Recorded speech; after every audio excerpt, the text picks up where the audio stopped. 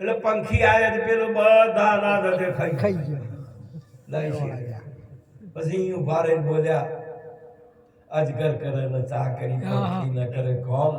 દાસ મળું યું કહે સબકો દાતા આ ચિંતા કરીને હું કરવા મરી જોઉં છું આ તો બધાનું પૂરું કરવા મારો રોબ છે વિશ્વાસ જ નથી તમારામાંથી અમે કમાઈએ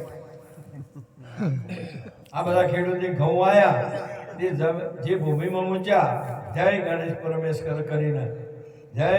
માતાજીને સદાય ભવાની સહાય કરો સન્મુખ રહો ગણેશ પંચદેવ રક્ષા કરો ગુરુ બ્રહ્મા વિષ્ણુ મોય મૂકવા તમારો અત્યારે ઉગાડવા તમારા હાથની વાત હતી તારે ઉજીની ઉપર લાઈન વધારવો આ તો ઉજ્યા કાલ તો વેદ ભર્યો થયો પછી તો ગોઠે આવ્યો વધે તો ડોકો ઉજ્યો તો ડોકો પછી મોટો થયો તો ડોકો પછી એને ઊંબીઓ આવી તોય ડોકો ને એને બધો મહાપુરુષે કીધેલું છે કે બધા એ ઊંબીએ બધા જ ડાયો ગોઠવી દીધી અને એમાં બધા દોડા આયા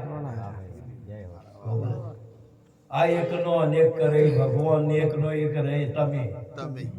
આ મોમો કીધો એનો બીજો કોઈ તમે કઈ નાખો કુવો કીધો એનો કોઈ નાખો અને આ તો ભગવાન તો જેટલો ના અનેક આ રીત તમારી સૃષ્ટિ છે આ બધો ને માહોલ માસીની મનોમય સૃષ્ટિ જીવની તમે કરી છે આ અને ઈશ્વરે તો જે આપ્યું ને આ બીબો કર્યો છે એક આ બેઠું ને પેલું એ બસ એને કોઈ કરવું જ નથી પડતું રાત દાડો આ એ વસ્તુને સાચી વસ્તુ સમજવા માટે મનુષ્યનો દેહ આવ્યો જ્યારે પરીક્ષિતજીનો એટલો બધો ભાવ ચો જાઉં શું કરવું એટલી વેદના હું ગાવે આ રાજો હાલું લાગે કોઈ કહે કે આ તમારું દિલ્હીનું રાજ છે એવું આખી એને ભૂલોકનો રાજા બનાવી દો આખી તો અમે એ વખત ગમે કે ન ગમે તમે બેઠા છો જે સરપંચ થવા જો પણ કોઈ કહે કે હવારે તો તમારે આ બધી જો સુધી તમારી દોઢ ચઈ બાજુ છે આ વાત નક્કી કરી આવે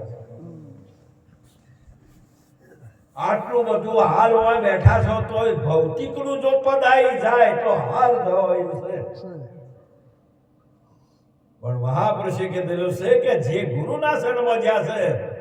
એને મહાપુરુષ કીધું કે આ જગતની અંદર કદાચ નૃપત નું પદ આવે તો એને એ કોઈ દાડો ઈચ્છે નહીં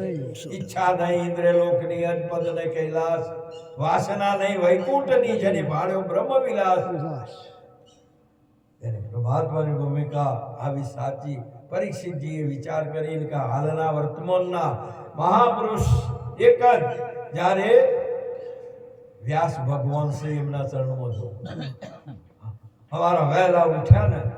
એટલે આવું પૂજા પાઠ કરાય બેહાય કે ન બેહાય પૂજા પાઠ કરો એ ન છે મૂર્તિથી બચાવે તો બધા આટલા દાડા હું કરાવો આ ખોટા કરો છો ખોટા આપણે જે પથરા કૂટો એમમાં કહી દીધું બધું દોરમાં આવે એક જ હાથ પોળો એટલે સીધો થાય ને કે આમ તો વકાત છો કે એ તો ના બતાવે હવે કહો છો ને આમ તો કોઈ કહેવા જાય તો અરે મારી માતા તને શું કરી ન કરે તારું રમણ બમણ કરે કરવા ગોડા ગોડા ધંધા કરવું હવે તમે ભગવાન જ નથી રાખ્યો તમે ભગવાનના અધિકારી નથી ભગવાન એવું સચ્યો તમે સવારે ઉઠીને કે તો માતાના મંદિરમાં જાઓ કે તો ઝાપડીના મંદિરમાં કે તો વીરના મંદિરમાં જાઓ કે તો હનુમાનના મંદિરમાં જાઓ કે તો આપણે જે શિવજીના મંદિરમાં ભગવાન જે છે એ જે ભાડ્યો છો છે આ તો બધો તમે હું ગોઠવી દીધો છે તમારો ધર્મ જ છો અનેકતા કોઈ ન જાય જેટલા મત થયા આ ગામમાં બધા ભેગા કરો કે સનાતન વંશ ને જ્યારે પરમાત્મા એક છે કે મારે તો એ જે છે એ સાચી છે હા અનેક મત થયા તમે નહીં જીતી શકો બાપા તારે કે ભિન્ન ભિન્ન મત ઘેર ગાર કો સબકો એક ઘર લાયા મેં તબ જોડો પૂરા ગુરુ મિલાયા હા તો વાત આ રહી વાત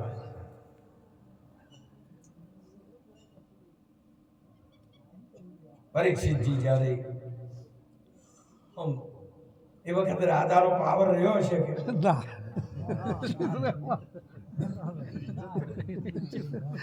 ખાલી છે વાયાનું દુખતું હોય ને તો પેલા ડોક્ટર નહીં જો ને એ ના બોલે ને હાથું ના કે ને ત્યાં સુધી તમને વેમ શેજ વધારે થાય ને કે સાહેબ કઈ આવશે સાહેબ કઈ આવશે એ જ્યાં બાપુ રપડજીને ગંગામાં સ્નાન કરીને આયા ને કે ઓહો પધારો પધારો પરીક્ષિતજી અત્યારમાં મુહૂર્તમાં એકદમ નમી પડ્યા કે બાપુ મને ઋષિનો શ્રાપ થયો છે મને તક્ષક 7મા દિવસે મને ઉગરવાનો આરો બીજો કોઈ નથી આપના શરણમાં આવ્યો ત્યારે વ્યાસજીએ કીધું કે હે પરીક્ષિતજી હું તમારું મૃત્યુ ન ટાળી શકું હું જ્ઞાની ખરો હું ડોક્ટરે ખરો ડોક્ટરના 2 પ્રકાર છે આપણે ડોક્ટર ઘણા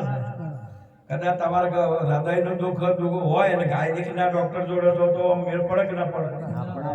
તાર જલમર ટાળવો હોય કોણ ફૂંકાવો તો મટે કે ના મટે આ બધા નખા હોમ ખ્યાલ છે તમારો રોગ ચીયો છે ને તમારા ગુરુ શા માટે કરે પાછા એવા રોગનો નિષ્ણાત પહાડ જો તો મેળ પડે રોજ કદાચ જોજો પ્રગટાય ને આશી રાત કદાચ ગા કરો તો અમારે જોડે ગમતો ને